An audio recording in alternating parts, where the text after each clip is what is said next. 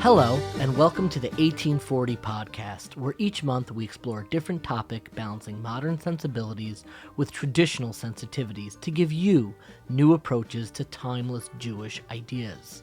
I'm your host, David Beshefkin, and this month we're exploring Teshuva, transformative religious change. This podcast is part of a larger exploration of those big, juicy Jewish ideas. So be sure to check out 1840.org. That's the number 18forty.org, where you can also find videos, articles, and recommended readings. You may or may not know that I wrote a book about failure called Synagogue, Sin and Failure in Jewish Thought. I'm not here to plug the book, but I do want to open up this very special episode with the very same poem that I used to open up my book. It's from a Pulitzer Prize-winning poet named Philip Schultz, who has a collection of poems called The God of Loneliness. And when I saw a collection of poems with the title The God of Loneliness, I realized that this is how I needed to start a book about contending with sin and failure, and I didn't know what would be inside of it. And I opened up and I saw that there was one poem with the title Failure. And the poem is about the death of Philip Schultz's father, and the poem begins as follows. To pay for my father's funeral, I borrowed money from people he already owed money to. One called him a nobody. No, I said, he was a failure. You can't remember a nobody's name. That's why they're called nobodies. Failures are unforgettable. And this poem really jumped out at me because I think for so many people, the process of Teshuva, the process of transformative change, is contending with these two feelings. The feeling of feeling like a nobody, and the realization that just because you failed, just because you have failures, that doesn't mean that you are transformed into a nobody. Failures ultimately are unforgettable. They're the catalysts that create us into the people who we are today. It's the very friction, it's the very point of momentum that drives us and creates our very sense of self.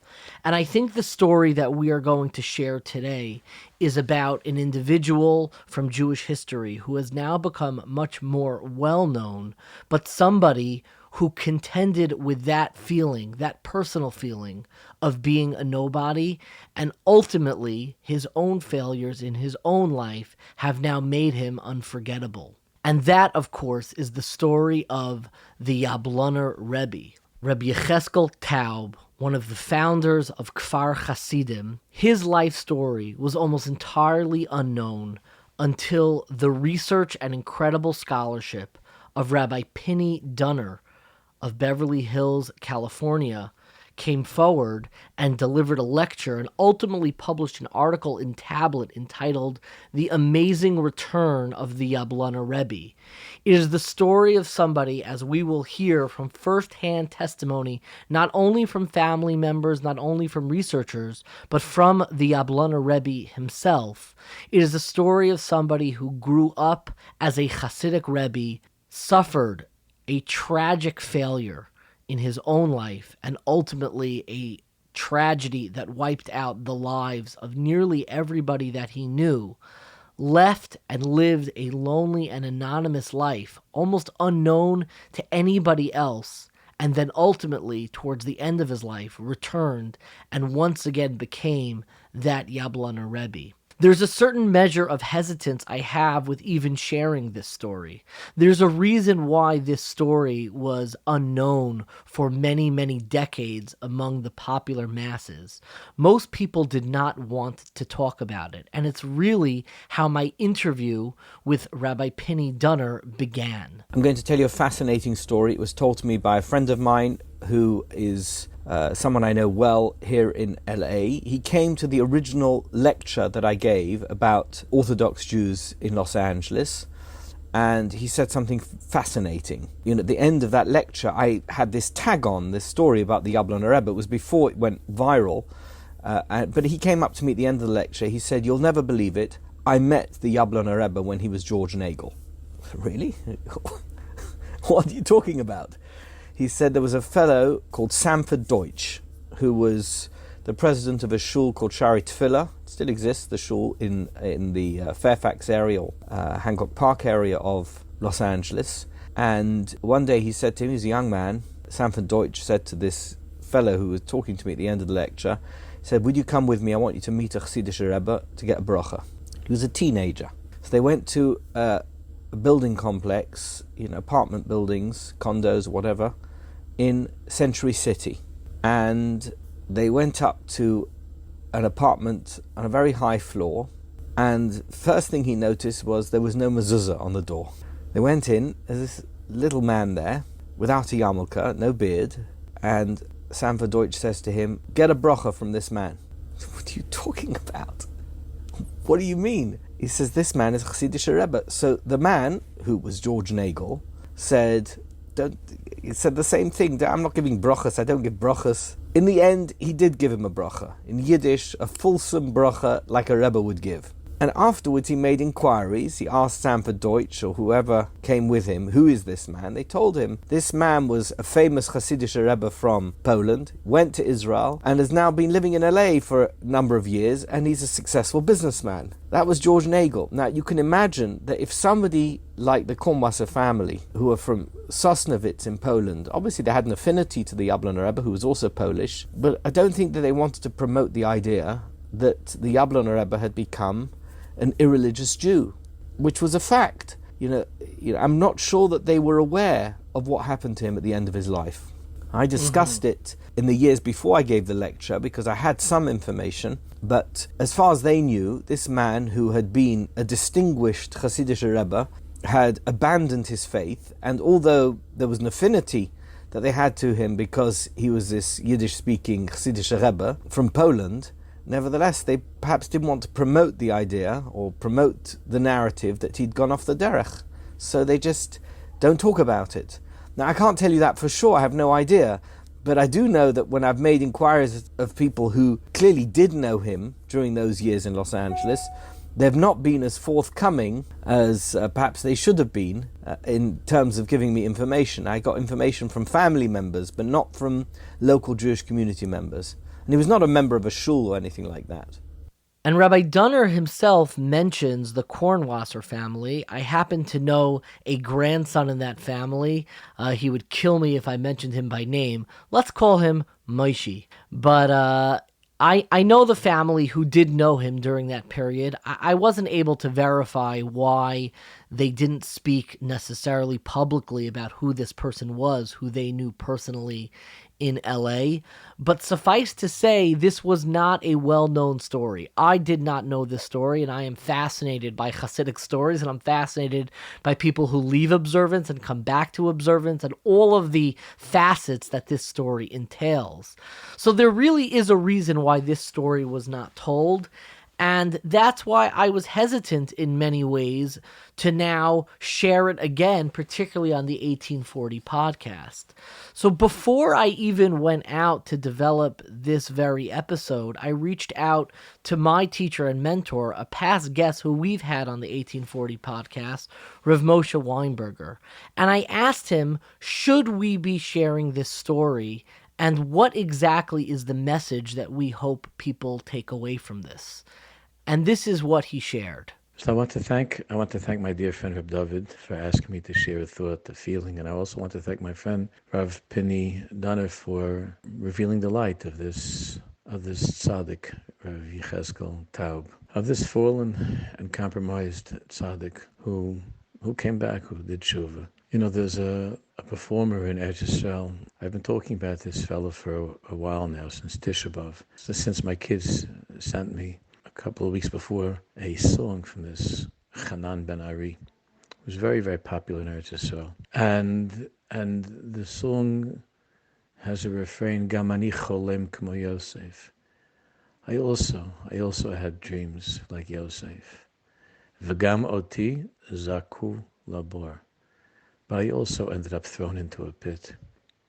And Chazai came back mitoch tachposet, wearing a costume, wearing a disguise.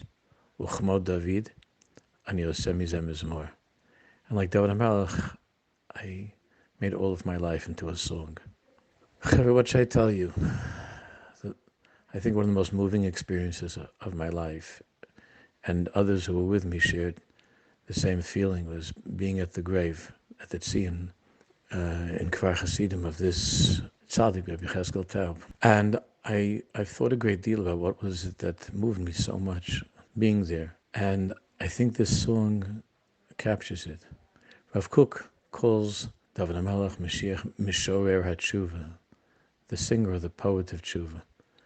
And the song, of course, has ups and downs, high notes and low notes.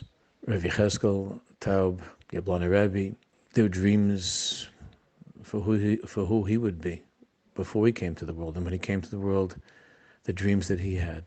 And he was a pioneer. And he tried to live those dreams. And he came to Israel, and he was so broken and so disappointed.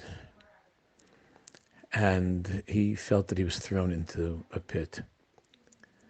And you know what happens to us when our dreams don't materialize and even turn into nightmares? What often happens to us, especially when that's with our Yiddishkeit and all that we were dreaming of accomplishing, is we hide, we run. And that began with Adam Rishon and Gan Eden, and Cain was running and Adam Rishon was hiding. But that voice of Hashem is just somehow still being heard. As much as we try to drown it out, the voice of Hashem, it's there.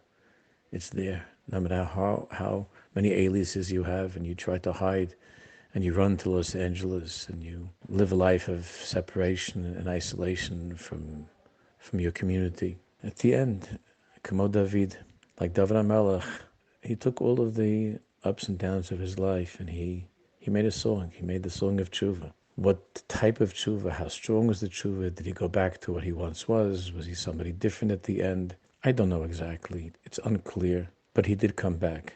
He did come back to a life of connection to his people. And from what Rabbi Donner described, the turning point was when he was told that you didn't fail us. You didn't fail us. We know that you did your best. You didn't fail us. And that broke down that wall. And I think we're all waiting to hear that from Kadosh Baruch Hu. The way things are now, the kids are being raised with this impression that everybody's perfect and that nothing happened in Gan Eden. And therefore tshuva to a lot of the chaver just means, maybe this year I have a little bit more kavanah bedavening, or maybe I should take on Chav Yisrael.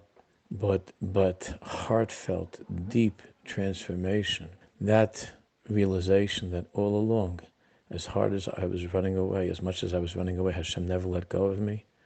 And that at the end of the day, Hashem knows that I tried, but I was so broken by my failure that I was hiding. And I want to come back. I think that's the message. I know that's what resonates with me, and I spoke to a lot of our chaver about this. And I think that's what's so remarkable and so beautiful and so moving about this story. And I would recommend for chaver to go to Israel to stop by. I think it would give him a lot of nachas to know that his story is our story is his story. And it's a place to think about that and to remember that and to daven that we should hear Hashem's voice. We should stop hiding and come back. And that song that Rav Moshe Weinberger referenced to me, which I had actually never heard of, and it's a song called Chalom Kamo Yosef by an Israeli singer named Hanan Ben Ari. כל אדם מגורש מגן עדן, כל אחד עובר מבול,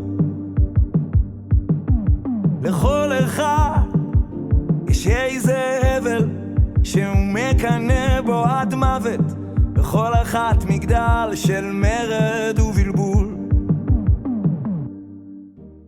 And the translation of the lyrics of that song, some of which he mentioned, but the opening is so, so beautiful. The lyrics, and this is of course a translation, the song is in Hebrew, is every person is expelled from the Garden of Eden. Everyone undergoes a flood. Every person has some Abel, meaning from the story of Cain and Abel, about whom he is deathly jealous. In everyone, there is a tower of rebellion and confusion.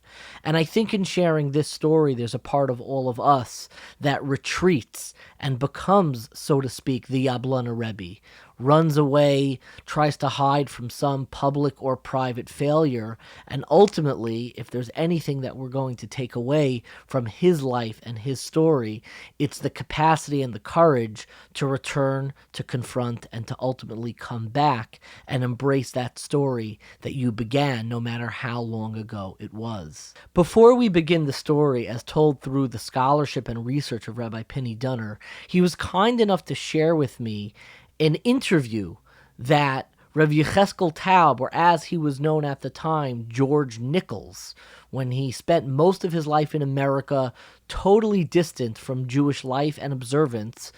At the end of his life, as you will hear in more detail, but at the end of his life, he did give an interview that we do have a recording of. And I wanted to kind of share and begin with his telling of the story and the noticeable absences that he even has in his own story. This is the story of the Yabloner Rebbe as retold by the Yabloner Rebbe, Rav Yecheskel Taub, or as he was known at the time, George Nichols. So how did you come to the United States, and when did you come to the United States? Oh, I came to the United States for the first time in 1927. Not straight to the United States. It was on the way to Israel, that way. And I came from Israel, I came to the United States temporarily for a mission to do something for Israel, but I was, circumstances didn't permit me to go back to Israel for 7 years. So, but then I went back to Israel, and again I came here again in 1938. I left 38 and I arrived here 39. It was the last month of December. And that's the way I came. In Los Angeles, I came later. I came in 1939 to New York, and when the war broke out, the Second World War, and things didn't go as they should have gone, and I realized that I have to do something. It was my war, it was Hitler's war, and not Jewish. It was my war. I realized that I have to do something, and I was too old to enlist in the Navy or in the Army, so I could have a chance to enlist in a merchant marine, but the Atlantic You didn't like bouncing on the ocean, huh? Yeah. So I came here to Los Angeles to work in shipyards, to build ships, victory ships. And that was my contribution to the war. I worked in the shipyards until the end of the war. I see. So he tells his story in just a few minutes, and he leaves out nearly all of it. He doesn't explain the fact that he was a Rebbe. He doesn't explain the fact what exactly that failure was. To understand more of this, I'd like to introduce the person who really brought the story of the Yabloner Rebbe to the public, my conversation with Rabbi Pini Dunner. So maybe we could begin with a very basic question of, who was the Yabloner Rebbe? He was a chassidishe Rebbe of a mid-ranking chassidus in central Poland, near Warsaw. Yabloner was a resort town, which was, I think, like an hour or something like that from Warsaw. They had a rov there. There was, the local rabbi. In fact, the local rabbi there was a man called Rabbi Dom, whose son became very well known after the Second World War as one of the leaders of Naturi Karta and one of their main propagandists, which is interesting. And although in later years he spoke about the Yabloner Rebbe, I never spoke to him about it, but I heard this from other people. He never spoke about him too negatively, even though he'd become a Tzioni, because they obviously came from the same city. But Rabbi Dom's father was Rabbi Dom, the Rav of Yabloner, but there was also a Rebbe in Yabloner, which was not unusual. In Poland, you had towns and cities where there was a local Rav, who was the Posek, was the Rosh Bezdin, and then you had the Rebbe, who was, in essence, the spiritual leader of the town. And in Yabloner was no different. So Yabloner Rebbe's father was the local Rebbe. He died at the age of 60. The Yabloner Rebbe had a brother-in-law who died a little earlier, who was slated to take over the Rebbistava, but he never got to it because he died. And the Yabloner Rebbe, who was in his 20s, this Yecheskel Taub is named for his esteemed forebear, the Kuzmira, Yecheskel Taub, but also the Modjitz dynasty comes from the same branch of Chassidus, the same line, and he became the Rebbe of the Yabloner Chassidim. It would seem, and I don't have any powerful evidence for this, but the Raglaim Ledovar, that he was never too fond of being a chassidishe Rebbe, and he was looking for other outlets. He had private, this he says in a video which I discovered, he gave an interview for, he was in Northridge, in UC Northridge, and he gave an interview at some point in the early 1980s, in which he describes the fact that he had a private tutor paid for by his father, who must have been in Yiddish you say a shtickle muskel. You know, he was definitely teaching him things that his father was not approving of, and but he's in Yiddish and in Hebrew, not in Polish. But he got access to secular literature, etc. So he was somebody who already before he became the Rebbe in Yabloner was clearly had a leaning towards external stuff. Let's put it that way.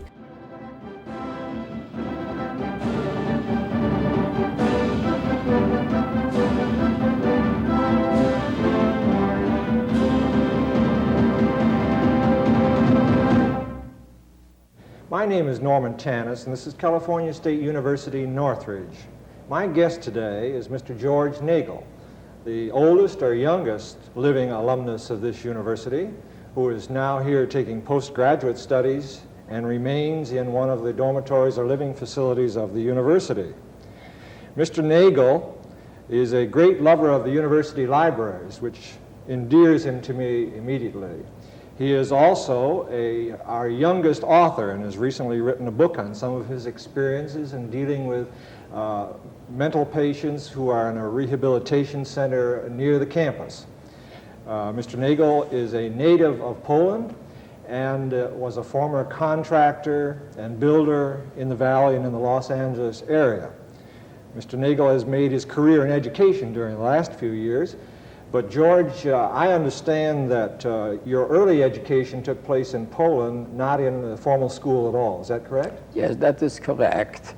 And especially because I'm Jewish, and Jews had great need for education, because it says in the Shema, the Hebrew credo, is you shall teach your children the Torah, the law, and if you have to teach the children, you have to know yourself what to teach them.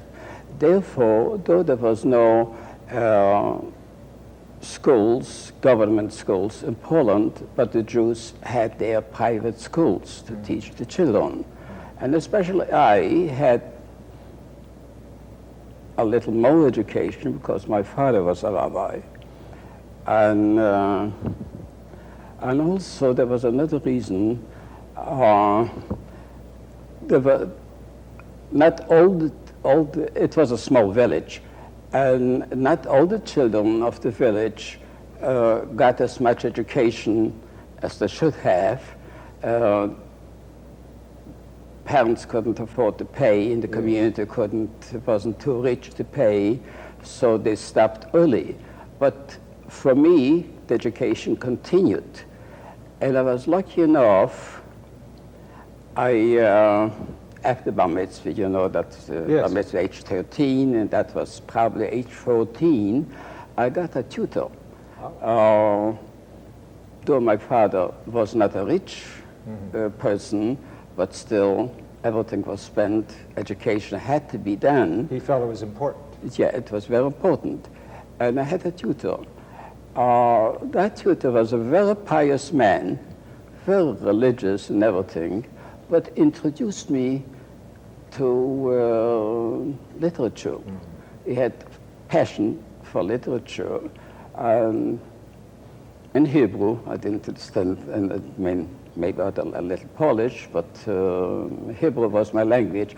My mother tongue was Yiddish, but the school language was Hebrew, and introduced me to read Hebrew, and introduced me to become very, very passionate to read novels. I read quite a lot, the classics of that time, Russian classic, French translations, German translations, and I don't regret that. I always remember him for the love that he installed into me for reading novels.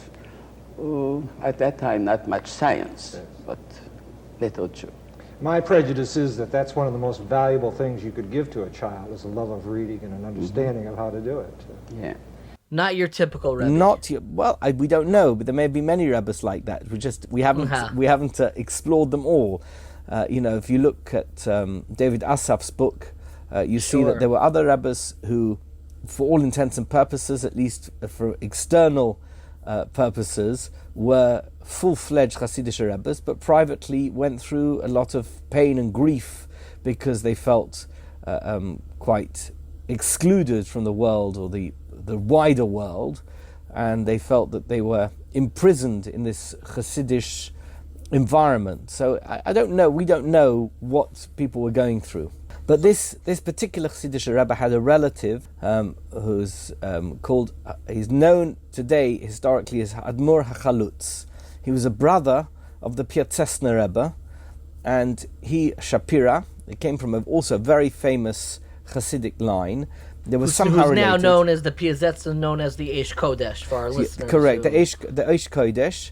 And there is a Piatzesner Rebbe actually today in Beit Shemesh who's a descendant of Admor HaChalutz, but he was a Zionist. He never founded personally or took groups of people to Eretz Yisrael during the 20s. The 20s was a time of a tremendous amount of aliyah. After the Versailles Treaty and the British took over Mandate Palestine and they'd given the Balfour Declaration, there was a honeymoon period where Jews were permitted to move to Palestine.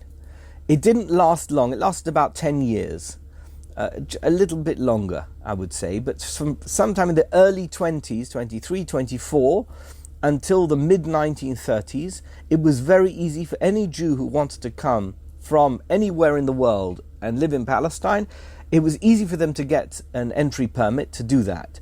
Now, by the way, thousands came and went back because it was so hard to live in Palestine that they had these pioneering dreams, but when they got there, it didn't work out. So they went back. But many stayed, and this was the time of the huge growth in population, of Jewish population in Palestine. And of those, there was obviously a percentage who were religious. Now, it wasn't a representative percentage, because demographically, there were many more religious Jews in Eastern and Central Europe, let's say, who were religious, who were Orthodox, not just nominally Orthodox or descended from Orthodox, but were actually Orthodox. Then there were those who decided to become immigrants to Palestine. The number of Orthodox, very properly from immigrants to Palestine was pitifully small. It was not huge numbers. And the reason for that was because even those rabbis who were pro-Zionist were not eager to lose their communities to Palestine. So it was a very, if you went to your Rav and you asked him, should I immigrate? They would say, yeah, what are you going to do with your children? Where they're going to be educated? Here in Europe, we have yeshivas, and we have a structure, we have kosher food, we have everything is there. If you go to Eretz Yisrael, the vast majority of the Zionists are secular, and they're going to your children will be destroyed. You may stay from, but your children are going to be destroyed. By the way, they gave the same advice to people who came to them to move to America, but people who moved to the United States were economic migrants. So they when were I willing left to... yeshiva, it's funny. I'll interject. When I left yeshiva, I bumped into somebody from where I was learning, who saw me. Usually, when we were in yeshiva, we would wear hats to weddings, and I wasn't wearing a hat at the wedding. And he came up to me and said, "Look, David, I'm not worried that you're going to go off the derech, but I'm worried about your children going off the derech." So it sounds So it's a standard classic line that rabbis would give. Now, when immigrants were moving to America, because they were economic migrants, now don't buy the story that they were escaping persecution, because millions of Jews stayed behind. So clearly the persecution wasn't that terrible that everybody felt that they had to leave. But they were economic migrants. So they went to the Rav, they asked the Shaila, and the Rav said, don't go, and they still went. Or they sent a representative, and then the rest of the family followed. So there were many more immigrants to the United States, as an example, than there were to Palestine, because Palestine, you not only had to be willing to not listen to your Rav who was telling you not to go, you also had to be willing to take massive economic risks, because financially it was just not viable to live in Palestine, even though the British had allowed Jews to come in. That all stopped in the middle of the 1930s when there were Arab riots. 36, I think, things began to really deteriorate badly, and the Peel Commission came, recommended, by the way, a division of Palestine, which would have been a devastating blow to the Zionists, although they considered accepting it. But the key thing was it suggested a quota of Jews to be allowed into the country from then on, and that persisted until the British left in 1948. So from 1938 to 1948, it was very hard to move to Palestine. So somewhere between 1923-24 and 1936, there was a huge influx of Jews. Among those were people like Hadmor HaChalutz, Rav Shapira, Rav Shaya Shapira, I think his name was, and he would go to Poland and he would advocate aliyah to frum Jews. And he would go from community to community. He was a powerful speaker, powerful orator. He was also an extremely warm person. He wasn't just a good speaker, he was a very warm man. And he came from this Chassidic aristocracy. He went from community to community. To be perfectly honest, he wasn't that successful. So there are exceptions.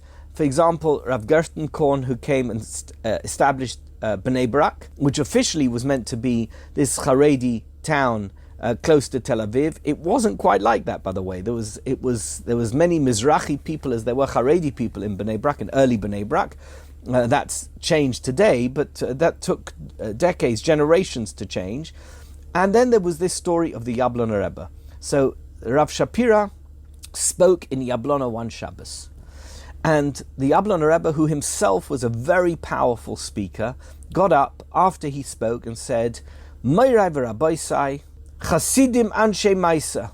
We have to take action. It's not good enough to listen to Rav Shaya Shapira and give him a bit of money and to help Chalutzim who are already in Eretz Yisrael. We must be Chalutzim. And I propose to you that we're going to move Yabloner Chassidus from Poland to Eretz Yisrael. And he must have been so charismatic that they immediately established a committee to move to Eretz Yisrael, and that's what they did. About 200 or 250 of them, I've got photos of them standing in Romania on the shores of the Black Sea, about to take the ship to Turkey, and then from Turkey they went to Haifa, and they moved to Eretz Yisrael.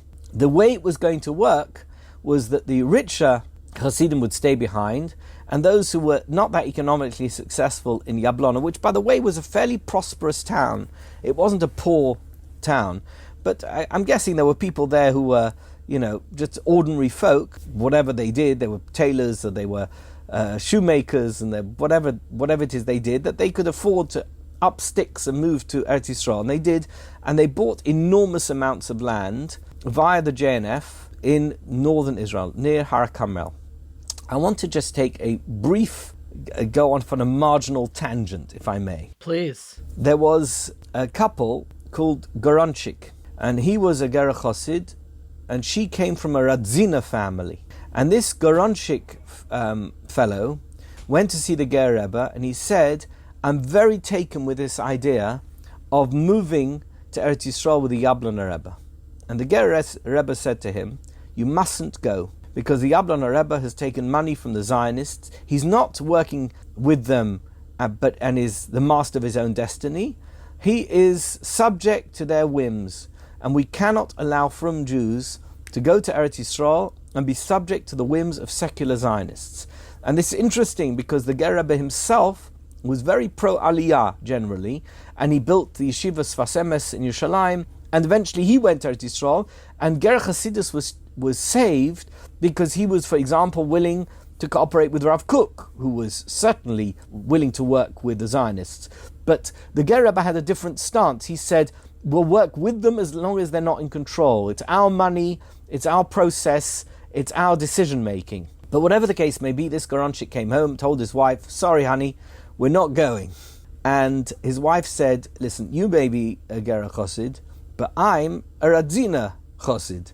And she went off to the Radzina Rebbe and said to him, we would like to. At the time move. was Rav Gershon Henach. Who was the Rebbe at the time? No, I don't know. It was Rav Leiner. I don't know which one it was. It was the father-in-law of the Radzina Rebbe of Bnei Brak, whose name is Englard. Correct. Englard's father-in-law was the Radzina Rebbe in Warsaw. So she went to the Radzina Rebbe, and the Radzina Rebbe gave her a bracha and said, for sure you should go. And so this couple, who are buried, by the way, in Kfar Chassidim, went with the Yabloner Rebbe, even though they weren't Yabloner Chassidim, they went to Eretz Yisrael, and they were one of the founders of Kfar Chassidim. The interesting thing is, they had a son called Shlomo, who changed his name to Goren, and he became the chief rabbi of Israel. First, he was the chief rabbi of the army, and later on, Rav Shlomo Goren only arrived in Israel as a result of the Yabloner Rebbe. And he writes about it briefly in his autobiography, in his memoirs. He doesn't say much about the Yabloner Rebbe, just that the Yabloner Rebbe was the one who led the group from Poland to Eretz Yisrael, and that his parents came along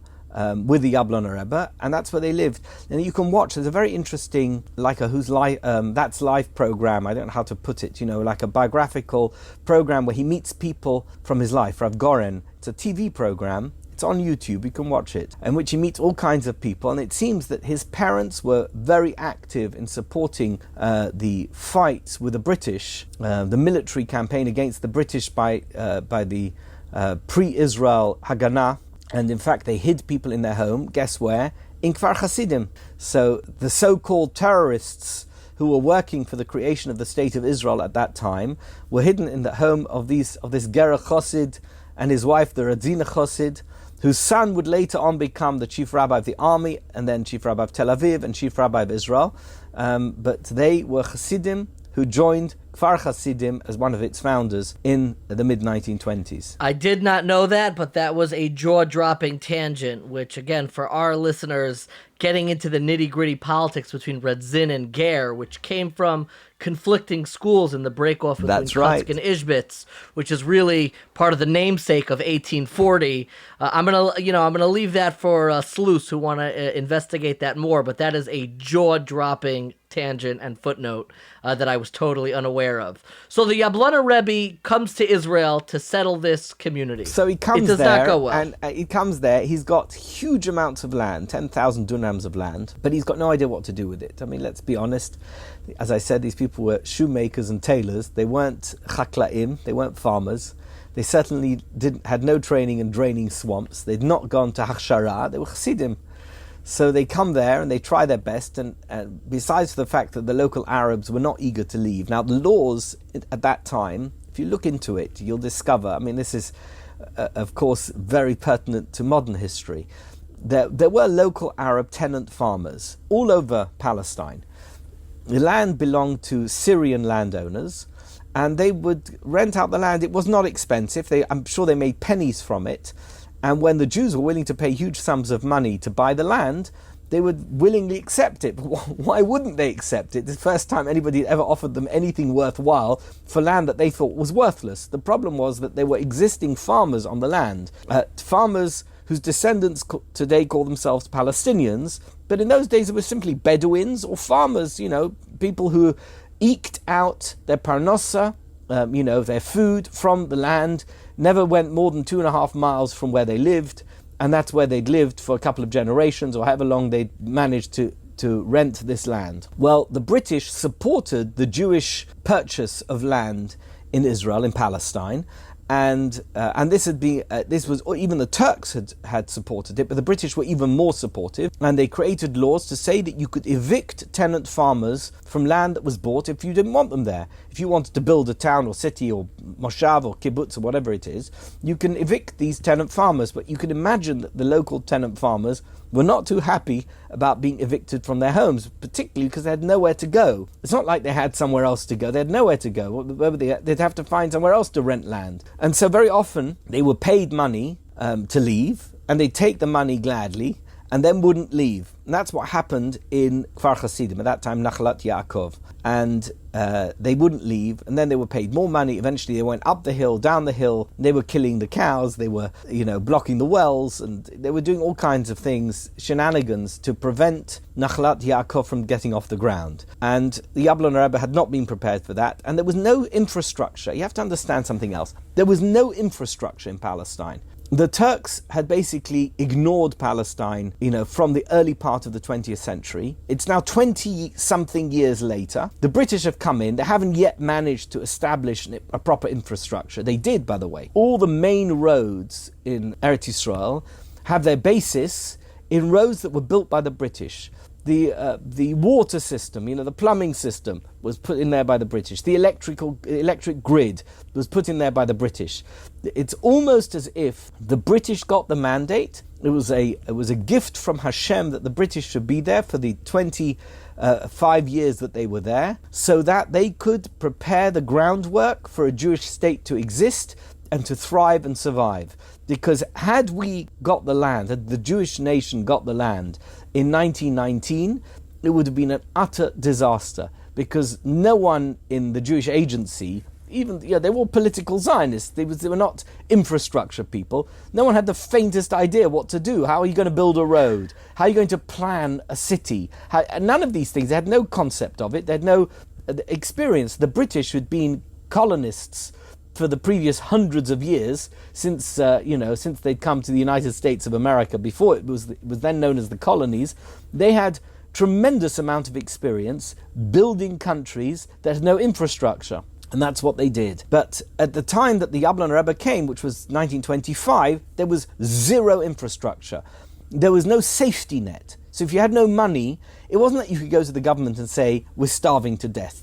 You had no money and you had no food, then you starved to death. It was as simple as that. You had no money, no food. So what happened was that with the local Arabs not really willing to do what they needed to do in order to enable the Chassidim to establish Kfar Chassidim, and with the Chassidim having little or no experience or the know-how, let's put it, in order to create a town out of a rocky hill, the whole thing floundered terribly. And he needed more money. He went back to Poland for more money, and they gave him more money. And eventually he ran out of money, and the Chassidim were very angry with him.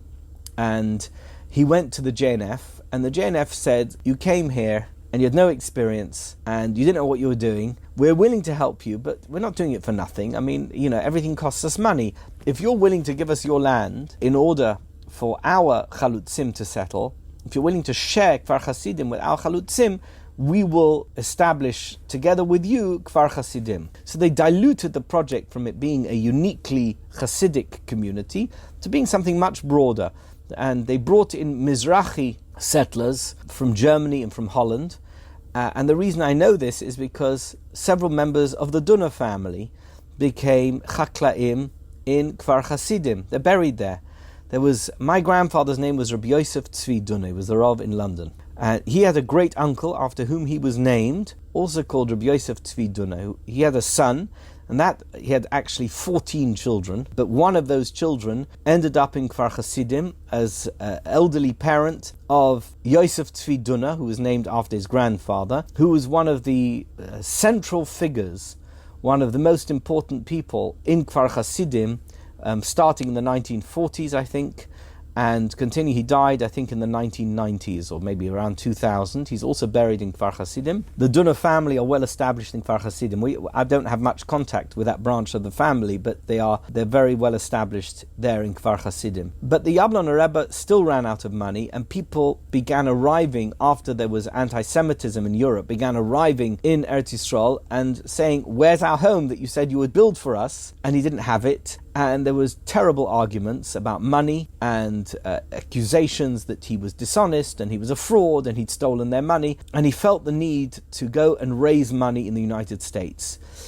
This was in the late 1930s. He arrived in the United States, I think in 38 or 39, and he was staying with his niece in New York. His wife, they never had children. His wife, it seems, went back to Poland and was ultimately murdered in the Holocaust. But he was in the United States when the Second World War broke out, and of course the Germans invaded Poland. He'd raised some money, but he couldn't get that money to Palestine at the time. And at this point in America, he's an observant Jew still. Yes, I mean, seeing pictures of him, it would seem that he wasn't quite as Rebbish anymore as he had been 15 years earlier. So, the hair is more organized, and his beard is trimmed. But he's still got a beard and wearing a yarmulke and wearing, rabbi-looking clothes. He volunteered for the army, but they didn't want him. They weren't looking for... The American army. The American army. He said, I want to fight. First of all, the Americans weren't yet in the war. Second of all, they weren't looking for 50-year-old Hasidic men who were 5'6". So I don't think he had much of a chance. But what he did manage to do, he said, I've got a lot of experience because I've built up I've got engineering experience. And they stuck him in a shipyard in California. It would seem that around this time when he got wind of the destruction of Yabloner in Poland, and I assume the murder of his wife, although he may not have heard that particular detail, he must have known that it was probable, and the fact that he couldn't go back to Kfar Chassidim because at this stage he had no money to give them, and everybody who was there thought he was a ganef. So thief. They thought he was a thief. He was a fraud. He'd taken their money, promised them something which he'd not delivered. The Moshav, the village of Kfar Chassidim, was if not a complete failure, very close to being a complete failure, and he had presided over that project. So in the 15 years since he'd left Poland, he'd been an abject failure. So he, as somebody who was working for the war effort, he became naturalized, but he changed his name. I found his naturalization papers, and he changed his name to George Nagel. I had always thought his name was George Nickel. It could be that was a nickname that he was given. I've never managed to establish why anybody thought his name was George Nickel, but for sure his name was George Nagel. And he shaved off his beard, took off his yarmulke, cut off his payas, and became for all intents and purposes, just a regular immigrant refugee from Poland living in California. Let me jump in with a question at this point, because it's this period that really fascinates me, and you touch upon it in that article that obviously we'll link to. You have a line that during this period he was no longer religious, but yearning for an occasional connection with the traditional Jewish life of their youth. He was not observant in any clear way. Kosher, holidays, even Yom Kippur you mentioned, was not a part of his life. No. How I'll do tell you you know more. that I spoke to his niece, had an uncle and aunt by marriage. That means they're not a direct relative of the Yabloner Rebbe, who lived in Los Angeles. I've spoken to their son, who lives somewhere near Santa Barbara, I think. And he told me that when it came to his bar mitzvah, George Nagel was very much a part of their life. He doesn't know anything about Yabloner Rebbe. It means he only knows him as George Nagel. And George Nagel was very much a part of their life, and they knew that he came from a religious background, but that was the extent of it. His parents were Reform, and they obviously had no money, or very little. And when it came to having a bar mitzvah, there was this discussion about how much money it was going to cost. And this man who spoke to me said that he told his parents, it's totally fine, I don't need a bar mitzvah, we can just have a party at home for my friends, I don't need to go to the shul, we don't have to have a big party, it's fine. So I asked him, did you discuss that with George Nagel or any aspect of your Jewish upbringing? He said no, it was never something that was discussed. So it would seem that even though this was his adopted family, he had no sense of achrayus, that here was a young man who was about to turn 13 and who was saying, I don't want a bar mitzvah. He didn't feel the need to say to the boy, come on, let's do something, let's learn, parsha in the Torah, let's do something which will increase your religious identity and connect you to your heritage. That to me is very telling, because it means he'd totally abandoned his faith. He had no interest in a faith-based Judaism, because there's no one in the world, even someone who's quite divorced from normative, observant Judaism, who doesn't value the idea of a Jewish heritage event such as a bar or bat mitzvah. I think I'm correct in saying that. Yeah, no, but that's what I'm so curious about, because in your article you have this wonderful story about a Hasidic Rebbe who came to Los Angeles and held a tish. Yes, and the Sadiger Rebbe came. Yeah, and George Nagel is there, the former Yabloner Rebbe. He's anonymous. He's sitting there anonymously. And he overhears somebody say, you call this a tish? This is a joke, a shadow of what a real tish should look like. I remember the tish of the Yabloner Rebbe. My father took me to one when I was a child. Now that was a real tish, with proper singing and a real spiritual atmosphere that uplifted everyone, not like this one. And then he got up and left. And the Yabloner Rebbe, the former Yabloner Rebbe, so to speak, is sitting there listening to this. And my question is, if he really abandoned everything, why is he showing up to these things? He had a very close friend in Los Angeles called Yidel Rottenberg. And Yidel Rottenberg had a brother, actually, called Rabbi Rottenberg, who was the Rav of a shul, Rottenberg's shul, in L.A. They were chassidishe, they were Kosener Chassidim, I think, Kosov or Koson. There's a Kosener Rebbe in Monsey called Rottenberg, and they're relatives. So they lived in Los Angeles, and this Yidel Rottenberg was very kind to him. I met Yidel Rottenberg's daughter, who said that George Nagel, as she knew him, she saw the pictures in the article, you would come to their house on a regular basis. He would eat dinner there. Don't forget, he was a man on his own. He had no children, no wife. And he would come there and eat dinner, and he would even come there for Shabbos. But it was not for religious purposes, it was for social purposes. And she said her father would push him to go to shul. He didn't want to. She didn't have any sense of the fact that he was a chassidishe Rebbe. She just says, he was a guy who was reluctant to go to shul, and her father was always pushing him to go to shul. Now, of course, her father, from whom this story of the Sadiger Rebbe is recorded, that's how we know the story, knew very well that this George Nagel was no George Nagel, but was the Yabloner Rebbe. So he was pushing him to come to shul as a kind of sport. Let's get him to shul and see what happens.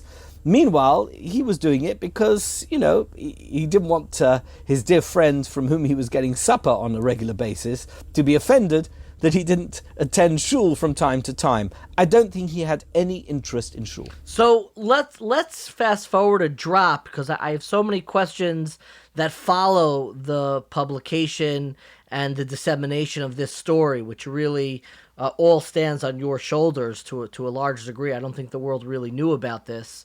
Eventually, he gets into home building in Los Angeles. The business turns sour. He goes back to school, gets a BA in psychology, finally graduates college.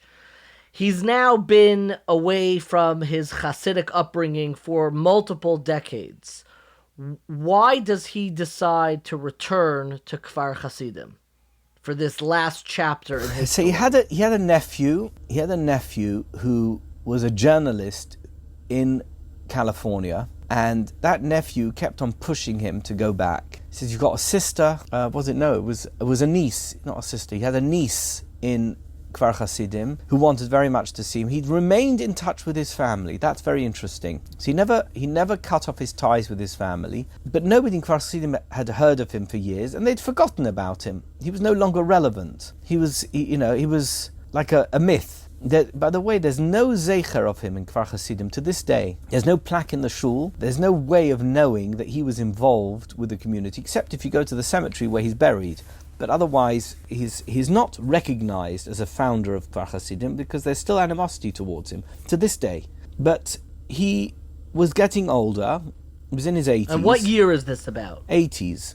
In the 1980s. Okay. I would think 1979, 1980, something like that. And he went back, And he has this incredible experience, because when he arrives in Kfar Chassidim for what he thinks is going to be a private visit, he is brought into the central social hall of Kfar Chassidim, and there's hundreds of people waiting for him there, and they all pay tribute to him, those obviously who wanted to say that as a result of him having established this moshav, this village in Israel, in Palestine as it was then, their families were saved, because the rest of the Chassidim from Yabloner were all obliterated by the Holocaust.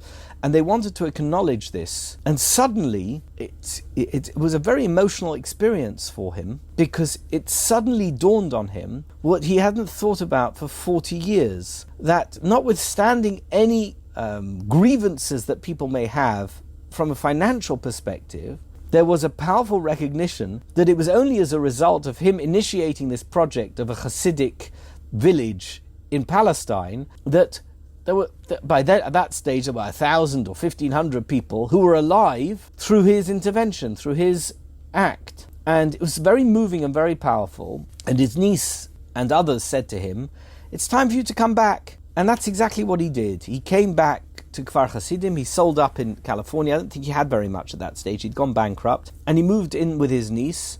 I've seen the room where he slept, the home where he lived. And he would give little shiurim, lectures, and tell stories, Hasidic stories, outside in the yard, just outside that house. It's a little house, And he grew back his beard, and he put on a yarmulke, and he davened every day. He didn't go to the shul. I checked that out, because he was still scared of people who didn't like him, and he didn't want to have confrontation. He was an old man. And about a year or half a year before he died, they put him in a nursing home, and he died. But he started davening every day again after he came back? Yes, so I understand. Where did he have tefillin from? He had to buy... I don't know. I asked them to see the tefillin. I got the talus. They gave me his talus. I didn't get his tefillin. But yes, I believe he had tefillin.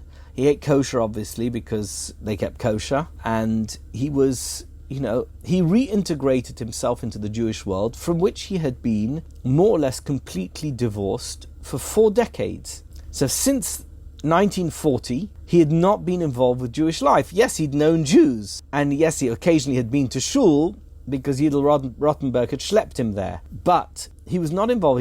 He'd not eaten kosher. He'd not mixed with Jews, particularly, done business with them, but it wasn't something that he did specifically. And he'd not lived in Jewish areas. So he was completely devoid of any Jewish content in his life, and he went right back into it, which is a remarkable thing to do. At the end of his life, he re-embraced his roots. So one of the questions that I want to really discuss, because you've done such a remarkable job in your lectures and in your articles on the Yabloner Rebbe, is to talk a little bit about the reception history of this story, because it really made the rounds.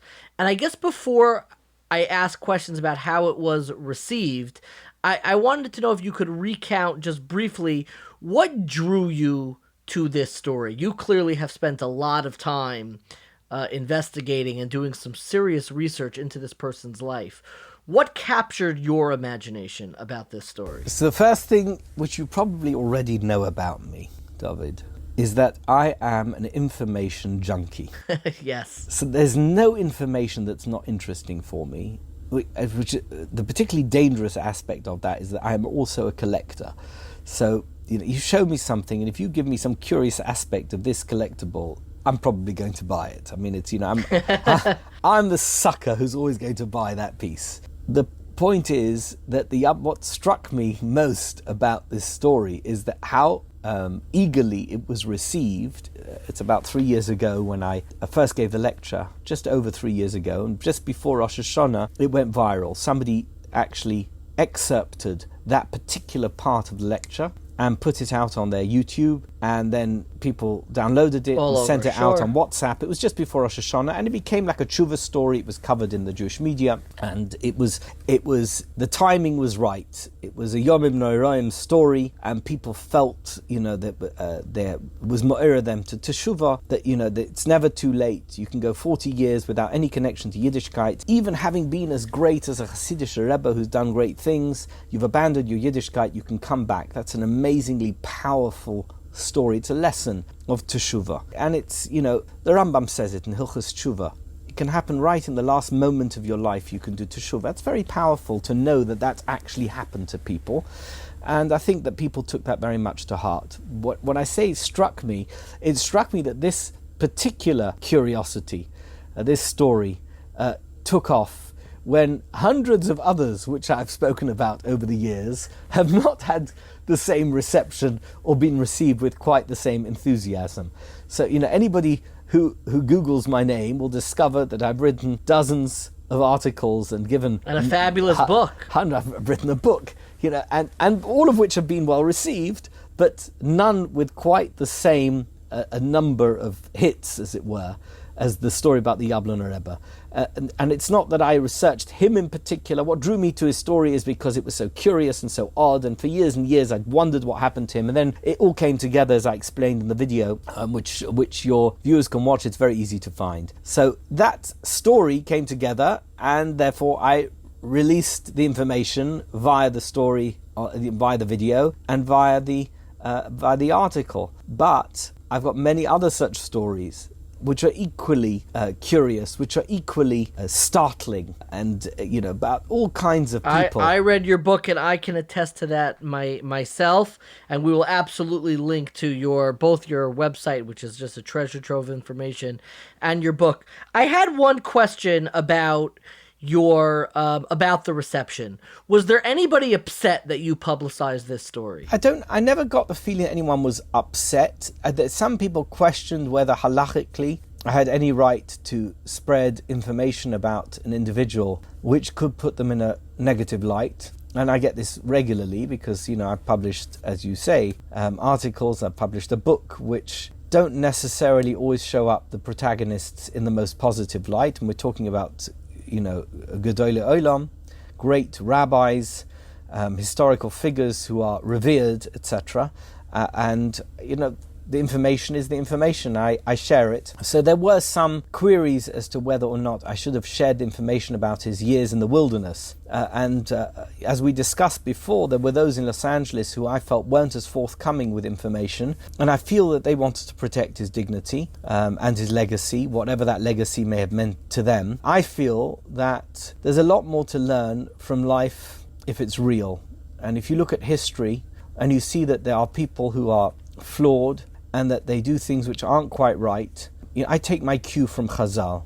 Chazal are willing to acknowledge that those people who feature in the stories, the narratives of Tanakh, are not always perfect, and that we can see from their flaws their greatness.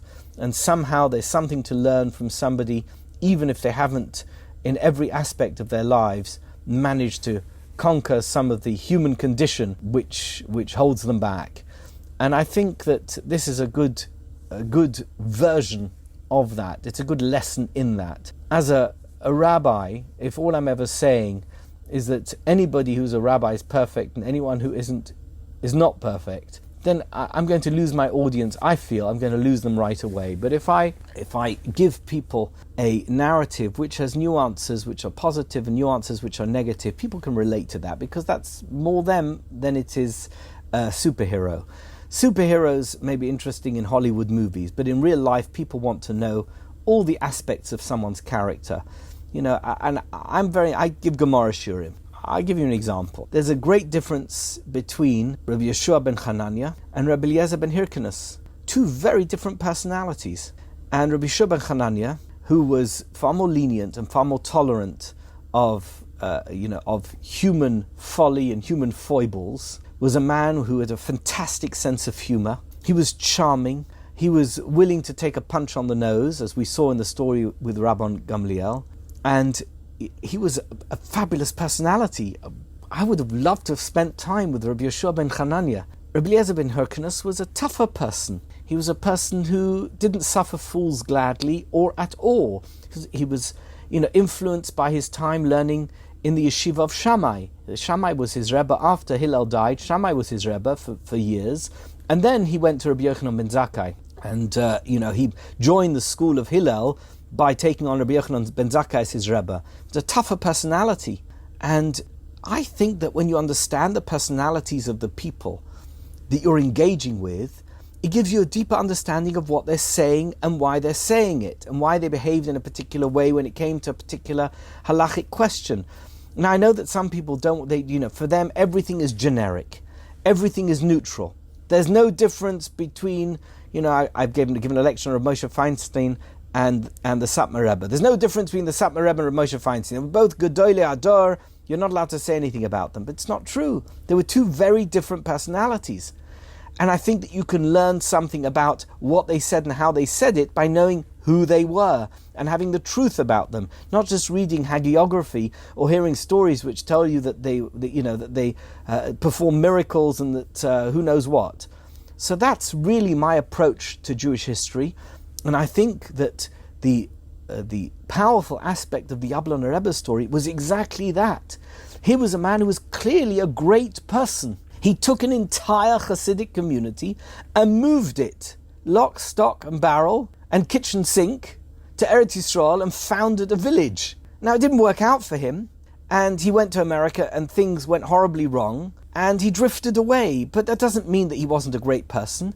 And I think the realization of how great he was that at the end of his life he was willing to accept that perhaps that those 4 decades in the wilderness were not correct, and he re-embraced his past and he re-embraced his faith, and he moved back to Eretz Yisrael even though he's said he'd never would do that. And I think that's a powerful story about a great man, and you get the sense of him being great not by only knowing half the story but by knowing the whole story. I cannot thank you enough for your time. And this story it impacted me and inspired me in ways that few episodes from Jewish history have done. And I am just so grateful and appreciative for all of your work on this. There's a deep personal sense of gratitude I have to Rabbi Pini Dunner for bringing this story to the public, because I think that everybody in their lives has moments where they feel that sense of alienation, that sense of distance from the story that they began. And they run away in whichever way people run. I mean, some people literally run away and start a new life elsewhere. Some people don't feel comfortable going to shul. Some people don't feel comfortable engaging in Jewish life. Some people, switch careers, switch families, try to chart a new course for themselves. But ultimately, there is a trajectory in the life of a Jew, in the life of every human being, I think, that despite how much we run, despite how much we try to walk away from it, despite how much we may try to cover or paper over our failures, because we do feel at times like nobodies, we ultimately need to embrace who we are and what our stories represent. And I would be remiss if I didn't mention that Rabbi Dunner has an incredible book that I think everybody should grab a hold of. I've recommended it for people countless times. It's called Mavericks, Mystics, and False Messiahs, Episodes from the Margins of Jewish History. And if you were captivated as I was from the story of the Yabloner Rebbe and want to learn more about some of these other curious episodes in Jewish history, I would recommend that everybody go out and pick up his incredible book. Again, Mavericks, Mystics, and False Messiahs, Episodes from the Margins of Jewish History. After I spoke with Rabbi Dunner, I actually was able to connect with a family member who he mentions in our conversation, and that is his niece, married to the nephew of the Yabloner Rebbe. Her name is Shoshi Yanai, and she shared with me some personal recollections that the family has about what the life of the Yabloner Rebbe was like after he returned and came back, ultimately, to Eretz Yisrael, to Israel, to live in Kfar Chassidim. I know a few stories I heard, like when he came, the veteran people that still lived at that time in 1981, when he came back, those people practically came to meet him and practically kissed his feet and told him that if it hadn't been for him, they wouldn't be alive at all. Because when he brought them to Israel in 1924, he saved them from the Holocaust. And that was one of the stories I heard. The other one was that every once in a week, they would gather together at his niece, my mother-in-law, Ella, every, I don't know whether it was Wednesday or Thursday evening, and they would have a shiur, a lesson. At that time, he wouldn't speak so much, but he was a good listener, and here and there would make a comment. He liked touring, going around and looking and seeing what was changed in the country, and was really surprised to find Kfar Chassidim so nice and prosperous. I know that he started again to put a yarmulke or a hat and grow back his beard, and he was very shy and modest. One more thing, when my husband Ehud lived in the States and was trying to convince him to come back to Israel, he was so frustrated.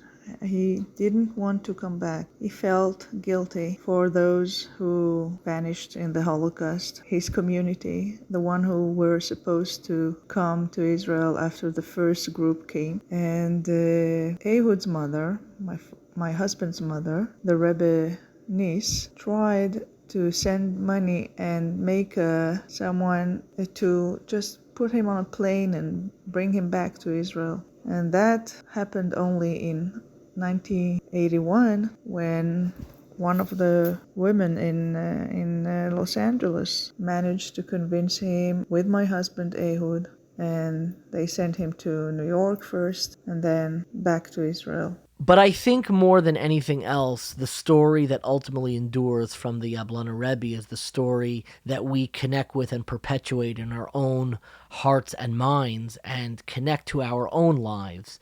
And I think that story is best captured with the words of Rav Moshe Weinberger, not what he sent to me initially, but to bookend almost that initial comment with the words that he shared with a group of people from his shul and people who follow his Torah. He shared the following at the graveside of the Yabloner Rebbe in Kfar Chassidim. There's that part of ourselves that's real, that wants to do the right thing, and then you get sidetracked. You get lost, and you feel that you let other people down in your life, and you feel that you let HaKadosh Baruch Hu down in your life, that nobody cares for you, nobody wants you. And when he came back, and there's a woman and this woman said, and they still calling Rabbi, and she said, if not for you, we would have all been dead. We would have been killed in Poland. Can you imagine all those years? He never thought of it like that. That's how a person is. It's so crazy. There's so many good things that we do, and there's so many positive changes that we make in helping our children and other people. But you never think of that. You always think of the bad stuff, So here he saved so many people. He saved these families, and all the years he never thought of that. So all the years he couldn't face. He couldn't think of coming back to Israel. He couldn't think of putting on a pair of tefillin. He couldn't put on a pair of tefillin. He couldn't think of doing anything. He was completely paralyzed in that place of my whole life. My whole life is nothing, and I ruined everything, and I ruined everybody because of that. He couldn't put on a tefillin. He couldn't keep a Shabbos. He couldn't keep a mitzvah.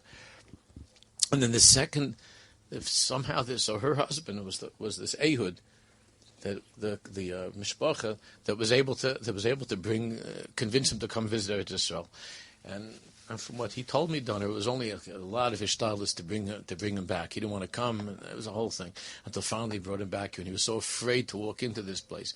He was hoping it was only like young people, and there'd be other old people that remembered him. He was nervous, and he came, and then he comes in. He said, Rabbi.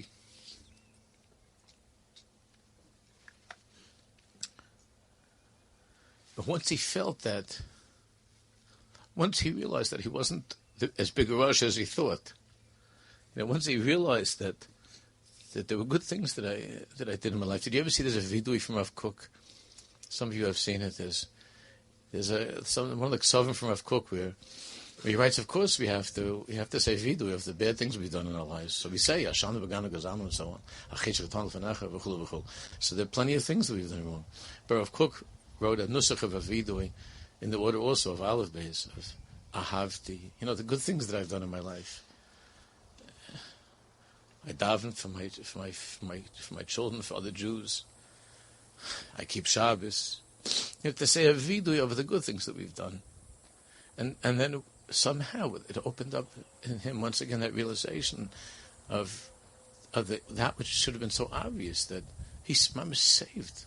It's not just he saved a couple of people, their children and grandchildren. He saved hundreds and hundreds of people, and now it keeps on going. He saved, and when he realized that it became clear to him, then he was able in a second to come back to Shabbos and to Tefillin. And what I care about is the courage of the person to do that, to come back.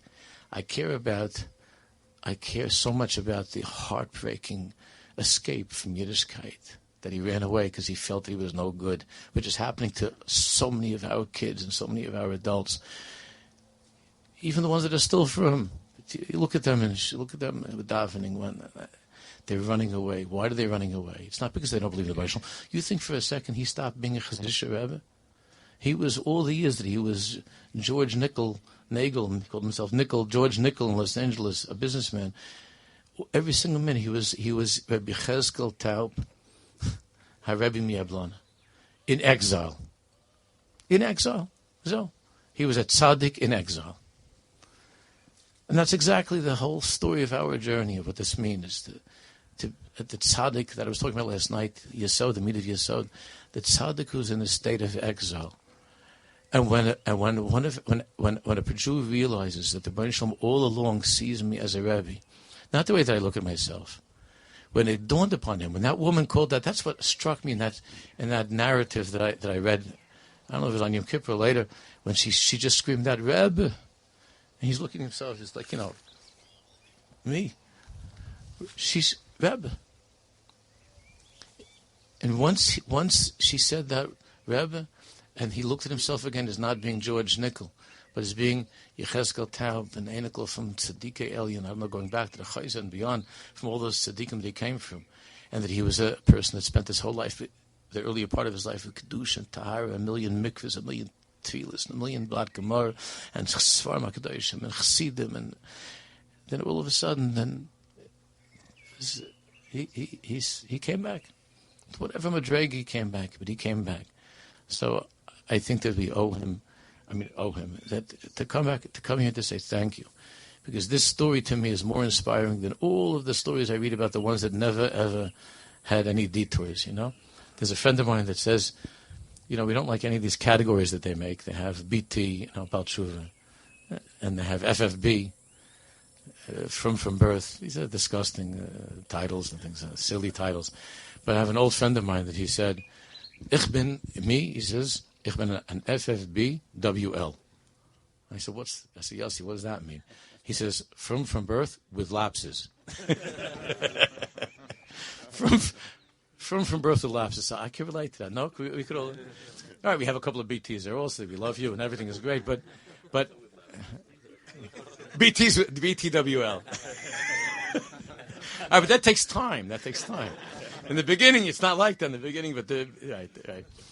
BTWL. Right. So it's the with lapses. And that most, the natural thing is that when there's a lapse, you just, in order to make yourself feel like, okay, good, you don't come back. You can't come back. So the thought of him coming back after all of that, to me, that's like the strongest person in the world. This has been an absolutely fascinating journey, and whether or not you've read the article on tablet, whether or not you heard the initial lecture, I hope this journey through the life of the Yabloner Rebbe leaves you with something to consider and think about in your own Teshuva journey.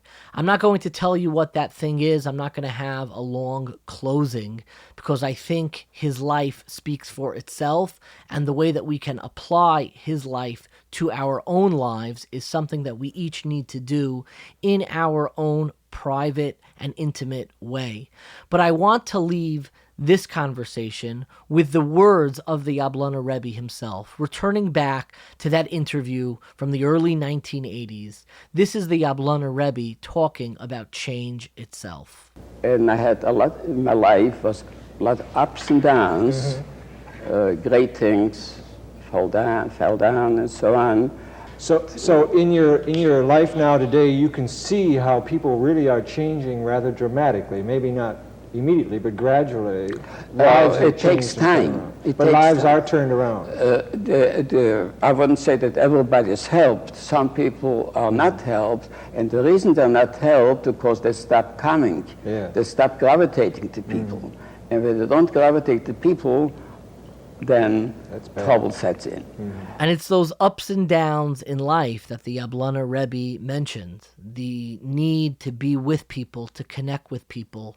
The need to find and situate your story in the larger story of others, of family, of the Jewish people, of Jewish history itself, that I think for so many is what helps us continue writing our own chapter. Wishing all of our listeners a Teshuva v'chasima tova, a good gebencht yor, a happy and healthy new year. It seems strange, and I don't know if other people do this, but I kind of want to just end with a private note. I kind of just want to end with a personal and private comment to all of our listeners. This episode is being dropped right before Yom Kippur, and I know when I was in Ner Yisroel, there was a Rebbe, Rav Tzvi Einstadter, who would always give a speech right before Yom Kippur to his students, and he would always say two things. One thing he said is that more than your davening, more than any holy deeds that you can do, mitzvos, or more than anything you can do, the greatest merit you can have is embracing your Jewish identity. The greatest zechus, the greatest merit in anybody's life is to embrace their Jewish identity. But afterwards, he looked at his class, and I remember sitting there and being so moved. He asked them for forgiveness. He asked them for an apology. Say, I'm sorry if there's anybody who ever reached out, I didn't respond to, I didn't connect with, I didn't give enough time to. And I think about that really every year before Yom Kippur, and particularly now when there's so much easier to stay connected, but because it's so easy to stay connected, it's so easy to disappoint because of the deluge of whether it's emails or text messages or DMs, countless ways that we can be in touch with one another, but sometimes things slip through. And I wanted to say to our listeners, anybody who has reached out, I am so appreciative and thankful to every single person, and I really do try to read every single message, no matter the medium, whether it's text or WhatsApp or emails, however which way. It means a great deal, and anything that we've been able to achieve since our beginning is really a credit to our listeners who do so much in building and responding to what works and, of course, what does not work. And I would be pained if I didn't say quite bluntly and personally that I am so sorry to anybody and everyone who has reached out, has made an effort, and didn't receive a timely response, didn't receive an in-depth response, or didn't receive a response at all. I really do my best, and please, I hope that you are mochel, that you forgive me if I've ever been anything less than adequate, either in the content that we put out or, of course, in responding to your messages, which really mean so much to me. And once again, wishing everybody a Teshuva v'chasima tova, a good gebencht yor, a happy, healthy, sweet new year for everyone, for Am Yisrael, for the entire Jewish people. So thank you so much for listening. It wouldn't be a Jewish podcast without a little bit of Jewish guilt, and Lord knows this is the time of year for a little bit of Jewish guilt. We put so much work into every single episode, so please, if you enjoyed this episode, subscribe, rate, review, tell your friends about it. It really helps us reach new listeners and continue putting out great content. If you'd like to learn more about this topic or any of the other great ones we've covered in the past, be sure to check out 1840.org. That's the number 18 followed by the word 40, F-O-R-T-Y, 1840.org, where you can also find videos, articles, and recommended readings. Thank you so much for listening, and stay curious, my friends. וגם אני חולם כמו